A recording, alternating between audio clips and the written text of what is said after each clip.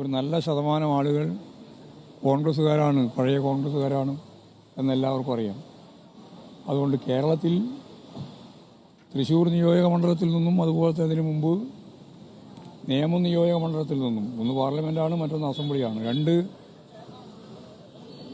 BJP MLA-മാരെ അല്ലെങ്കിൽ BJP MLA-യും BJP MB-യെയും നൽകിയത് BJP-യുടെ വളർച്ചയ്ക്ക് വളരെ ഫലപ്രദമായി സഹായം നൽകി കൊടുത്തത് കോൺഗ്രസ്സാണ് എന്ന് എല്ലാവർക്കും അറിയാം. ഇപ്പോൾ ഏറ്റവും അവസാനത്തെ 18ാം ലോക്സഭാ തെരഞ്ഞെടുപ്പിലെ തൃശ്ശൂർ വിജയത്തിൻ്റെ പിന്നിൽ 86,000 വോട്ട് BJP-ക്ക് അനുകൂലമായിട്ട് കോൺഗ്രസിൻ്റേത് നൽകി. 74,000 വോട്ടിന് അവർ ജയിച്ചു. കോൺഗ്രസ് 3ാം സ്ഥാനത്തേക്ക് പോയി. അത് സംബന്ധിച്ച് അന്വേഷിക്കാൻ വേണ്ടി അവർ കമ്മീഷനെ നിശ്ചയിച്ചു. ഈ കാലമത്രയും ആ റിപ്പോർട്ട് പുറത്തു വിട്ടിട്ടില്ല. ആ കമ്മീഷൻ റിപ്പോർട്ട് പുറത്തു വിട്ടാൽ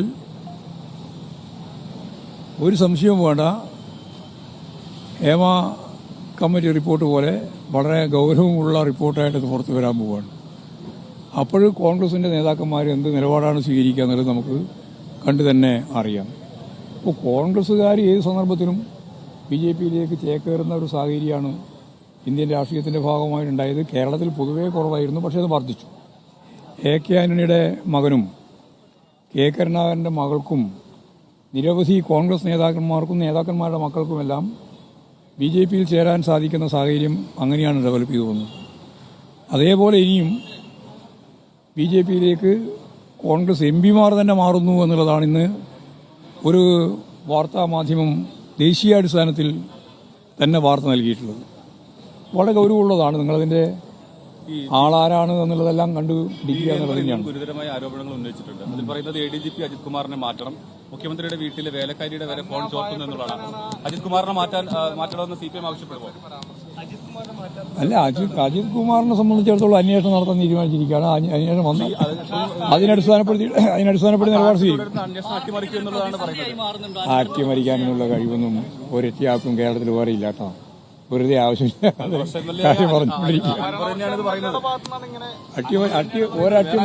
ഒരട്ടിമറി നടക്കില്ല. DGP-യാണ് അന്വേഷിച്ചുകൊണ്ടിരിക്കുന്നത്. ആവശ്യമായ നിലപാട് ഗവൺമെന്റ് സ്വീകരിക്കും.